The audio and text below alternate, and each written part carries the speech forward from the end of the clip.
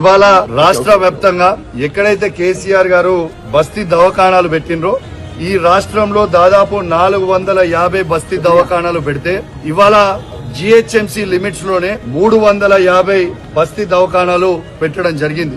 ఇలా యూసుఫ్గూడ డివిజన్ లో యూసుఫ్గూడలో ఉన్న బస్తీ దవాఖానాకి విజిటింగ్ గా నేను నాతో పాటు మా పార్లమెంట్ సభ్యులు రవి గారు ఇలా జుబ్లీల్స్ ఇప్పుడు ఎమ్మెల్యేకి పోటీ చేస్తున్న గోపీనాథ్ సునీత గారు ఇలా మాతో పాటు అనేక మా బీఆర్ఎస్ పార్టీ కుటుంబ సభ్యులు అందరం కూడా వచ్చి ఇలా బస్తీ దవాఖానా విజిట్ చేయడం జరిగింది. ఇలా ఎంత దారుణమైన పరిస్థితి ఉందంటే వాస్తవంగా కూడా మేము ఇట్లా రోడ్డు మీద తిరుగుతా ఉంటే ప్రజలు చెప్తా ఉన్నారు ఇలా కేసీఆర్ గారు ఉన్నప్పుడు అద్భుతంగా ఉండే ఇలా కనీసం కూడా ఇలా బస్తీ దవాఖానాల డాక్టర్లు లేరు, ఇలా కనీసం స్టాఫ్ నర్సులు లేరు, సపోర్ట్ స్టాఫ్ లేరు, చాలా బాధాకరంగా ఉంది, ఇబ్బందికరంగా ఉంది అని చెప్తా ఉంటే మేము విజిటింగ్ వచ్చినాం. అద్భుతంగా ఉండాల్సిన దవాఖానాలు ఇలా దవాఖానాలనే సుస్థి చేసిరంటే అది రేవంత్ రెడ్డి గారికి ఈ క్రెడిట్ జరుగుతుందని చెప్తా ఉన్నాను. ఎంత దారుణమైన పరిస్థితి అంటే ఇవ్వండి బస్తీ దవాఖానాలో మీరు చూడొచ్చు, ఇది రిపోర్ట్స్ పెట్టి ఈ ఎన్వలప్ లో ఇస్తారు. ఈ ఎన్వలప్ లో ఏముంది, ఎవరిది చూడురి. 2 సంవత్సరాలు అవుతుంది మా ప్రభుత్వం పోయి, కానీ కేసీఆర్ గారి బొమ్మతో ఆనాడు ఉన్న హెల్త్ మినిస్టర్ అయిన హరీష్ రావు గారి బొమ్మతోని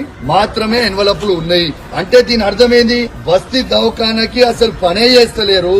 అసలు ఈ ఉన్నాయా లేవా సిస్టమ్ అనేది కూడా వీళ్ళకి తెలియదు. కొత్త ఎన్వలప్లు కూడా ఇస్తలేరు అనేది మీకు స్వయంగా మీకే చూపించిన.